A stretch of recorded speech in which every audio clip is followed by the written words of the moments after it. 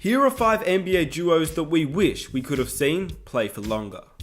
I hope you guys are all doing okay considering everything going on. Be sure to stay safe. Hopefully this video gives you something to watch whilst you're in quarantine. But most of all, I hope you're doing something productive and having a good day, getting your mind off everything that's going on. And hopefully this video brings you back in time. We're going to look at a few NBA duos in this video that we wish could have played for longer. These are teammates that we saw and expected them to win a championship. Some of them did, some of them didn't. Either way, they were exciting, they were fun to watch, and they were enjoyable. So if you guys could support me, I'd greatly appreciate if you guys could hit that like button. Let's aim for 3,000 likes for the next video. If you're new around here and you enjoy NBA content every single week, why not hit that subscribe button? It takes 1 second of your time and you get NBA content every single week. With that said, let's get on to the video. At number 5, Carmelo Anthony and Allen Iverson. This duo only played together from 2006 until 2008, but it was really only one true season in the 2007-08 season that they played together. A very short stint together. Whilst Allen Iverson was still a top player in the league, after being around 6 years removed from leading his team to the NBA Finals in Philadelphia, and Carmelo Anthony was starting to find his rhythm in the league, as he was one of the elite scorers in the league, on paper this duo seemed as though they'd be prolific on the offensive end, considering at the time of the trade, Allen Iverson was the NBA's number 2 leading scorer, and his new teammate Carmelo Anthony was the number 1 scorer. And boy, they were fun to watch. But at the end of the day, that's all it really was, an offensive highlight reel every single night. As a team, the Nuggets never truly clicked. Even with the talented roster in Allen Iverson, Carmelo Anthony, J.R. Smith, Kenyon Martin, Marcus Camby, they had Nene off the bench. It was just that of an experiment, and ultimately it just didn't work out. The one knock on Allen Iverson was that he dominated the ball too much. He played almost at too fast of a speed, if that was even possible, because in the system that they ran, he didn't fit the system at all. And the other knock was that he didn't get his teammates involved enough. The thing about Allen Iverson though is that we always said, if he just had one other superstar on that 76ers team that made the NBA Finals, what could have been? He obviously had Dikembe Mutombo, but that was towards the end of his career, and Iverson, just like LeBron in 2007, was the one-man star. He was the guy, he was the leader, and the team was built around him. But at the end of the day, he just didn't have enough help. That's why when he finally had Carmelo Anthony on his new team, fans were intrigued. People said if they could make this work, it could be a scary force in the league. A little bit like the Russell Westbrook and James Harden duo we saw enter the league this season.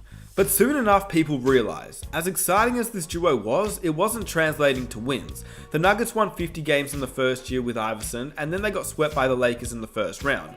Once they traded Iverson for Chauncey Billups in Detroit, it was a better fit for the Denver Nuggets. Winning really became something that seemed likely at that point. The Nuggets finally made the Western Conference Finals, but as for the duo between Iverson and Melo, had they stuck with Iverson and Carmelo Anthony had one more year to mature, they may have seen a change, but it was smart that the Denver Nuggets traded Iverson at the time they did because it clearly wasn't working out in the moment. The experiment between Allen Iverson and Denver just didn't work out, but I do wish they would have played just a little bit longer together. A lot can happen in the span of 2 to 3 years. But did this duo break up too soon? Probably not. But from a fan's perspective, it would have been fun to watch these two play for a longer amount of time. Number 4, Russell Westbrook and Kevin Durant. I think we all knew that this one would be on the list. Obviously I could say this about any duo, I would love to see them play together for longer, but this one is the exception, because obviously they nearly played together for around a decade, but even then, it just wasn't enough time. One more year, in my opinion, that would have been the peak. But because they were so close to defeating the Warriors and then Durant left to join the Warriors, I wish they could have just played for one more season together. And we all know that the breakup destroyed any chance of the Oklahoma City Thunder winning a championship anytime soon.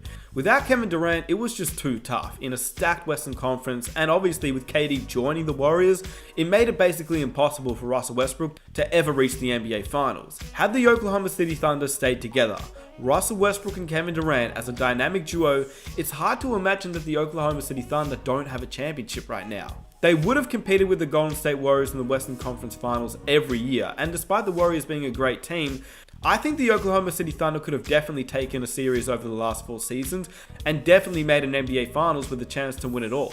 I mean, you just look at what Russell Westbrook has done over the last few seasons, what Kevin Durant has done with his game, and he's become an even better player if that was somehow possible. And look, Kevin Durant probably wouldn't have the 2 rings that he has right now, but he'd be an NBA champion with the team that he'd played his entire career for, which I think would carry more weight than 2 rings in Golden State. Look, I'm not saying that Russell Westbrook and Kevin Durant are a championship duo for sure. No one knows this for certain. But it's something that seemed so likely when they were so young, so to see them develop even more, plus being that close to beating the Golden State Warriors the year before Kevin Durant left him, with just a few more made shots in the Western Conference Finals that year, the Oklahoma City Thunder would have made the NBA Finals. Not to mention just how fun was this duo. I wish they'd stayed together for longer. I think we all do. Looking back, we may never see a duo quite like this.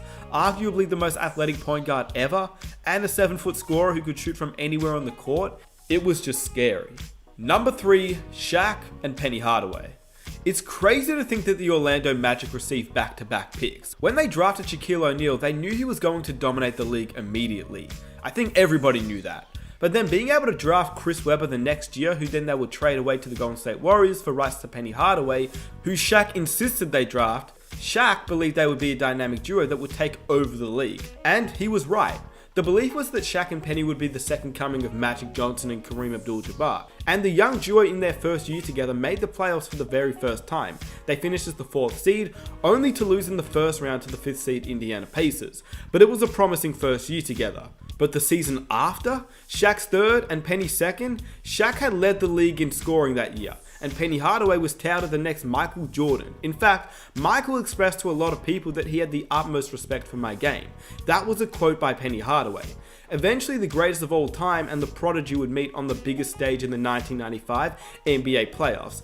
And that's when, for the first and only time in his NBA career, Michael Jordan wore another player's sneakers. And they were Penny Hardaway's. That's how much respect MJ had for the young and upcoming Penny Hardaway. Nevertheless, in just their second season, the Orlando Magic had beaten Michael Jordan and the Chicago Bulls. MJ was coming out of retirement that season, but he was still playing very well. And it wasn't the Chicago Bulls that had nobody. This is Scottie Pippen, Michael Jordan, and Phil Jackson. It was still a great team that the Orlando Magic were facing off against, and it was in their second season. They made it to the NBA Finals, and they lost to a tough Houston Rockets squad. But once again, it was only their second season together. With so much promise and so much potential, many fans from around the league were scared of what was to come in the next and upcoming years. But as we all know, it was their 3rd season together that was basically the beginning of the team's downfall. Shaq and Penny had a little bit of a rivalry going on between endorsement deals and being the leader of the team. And if you want to learn more about that, I highly recommend watching the Orlando Magic 30 for 30 on ESPN, which explains everything. But it did cause a rift between the two players. The team did make the playoffs again, but got swept by an even better Chicago Bulls team this time, and it was the end of it. The tension between Shaq and Penny, the tension between the Orlando Magic and Shaquille O'Neal, and they didn't pay him what he wanted, which even though he did win 3 NBA championships with the Lakers, he says he does regret leaving the Orlando Magic and Penny Hardaway. Do I regret it? No, I never fully answered. I regret it sometimes. This is where I started. We should have stayed. We had a young, fabulous season. We really did. It was a shame that we got torn apart. Knowing what I know now, I would have stayed. Even though Penny Hardaway played more injury-riddled seasons than healthy seasons, it was somewhat of a surprise to hear Shaq say that. But looking back, this team was that good, and we wish they could have played for longer. Number 2, Hakeem Olajuwon and Clyde Drexler. To think that if this duo had just played together just a few seasons earlier, because Clyde Drexler was one of the best players in the 90s, and had MJ not dominated the way that he did, Clyde Drexler probably would have been more respected in today's NBA. Because when you really think about it, in the 1990s, only 3 teams won NBA championship. Well, technically 4, but that's if you count Detroit at the start of the era and San Antonio at the end of the era. But basically when MJ was winning championships, it was all MJ and it was the Houston Rockets. The Pistons at the start of the decade before Jordan really emerged, they'd won an NBA championship, but once Jordan emerged, it was all MJ and the Chicago Bulls. MJ retired and then it was the Rockets' turn, who went back to back. Jordan came back and then it was the Bulls once again 3 straight times to end the era because he retired. Then the Spurs won the NBA championship at the end of the era, but for basically most of the 1990s and that entire decade, it was Michael Jordan and the Chicago Bulls and Hakeem Olajuwon and the Houston Rockets. So really, the Bulls and Rockets dominated the 1990s. Those were the 2 teams of the 1990s that saw the most success. So if you can imagine only Hakeem Olajuwon and Clyde Drexler joining forces earlier, you could have seen them play for longer. It's so interesting to think about. This duo is just one duo that I just wish we could have seen play for longer. To think that the Houston Rockets won a championship the year before Clyde Drexler got there, and then when they got him the next year during the trade deadline, the Rockets weren't even that great of a team. They finished the regular season with a record of 47-35, which only placed the Rockets 6th seed out of the 8 playoff teams in the Western Conference. But because of the trade, Drexler and Hakeem dominated the playoffs and helped propel the team to a second consecutive NBA championship in 1995, sweeping the Orlando Magic, and in his third NBA Finals appearance, Clyde Drexler averaged 21.5 points, 9.5 rebounds, and nearly 7 assists per game. So once again, had the two players played earlier, could they have beaten the Chicago Bulls at any point and broken the sweet 6-for-6 run that the Bulls had? Drexler was already a 2-time NBA Finals player before he won his championship, and that was without a player like Hakeem Olajuwon. So it's just a thought to really think about. And lastly, at number 1, LeBron James and Kyrie Irving. To really think that this duo only played 3 seasons together is overall just sad. One championship in 3 years isn't bad at all, but when you think about it today, and you look at the league right now as it currently stands, what really would have happened if Kyrie Irving stayed in Cleveland in 2017? They'd probably still be a duo in the NBA today, and LeBron wouldn't be a Laker. Instead, he'd be playing in the Eastern Conference with Kyrie Irving on a Cleveland Cavaliers team, making even more consecutive NBA Finals. And when you really think about all the injuries that the Cleveland Cavaliers had in the NBA Finals with Kyrie Irving and his knee, Kevin Love and his concussions, look, we can imagine and debate and argue what would have happened in 2015 in the NBA Finals.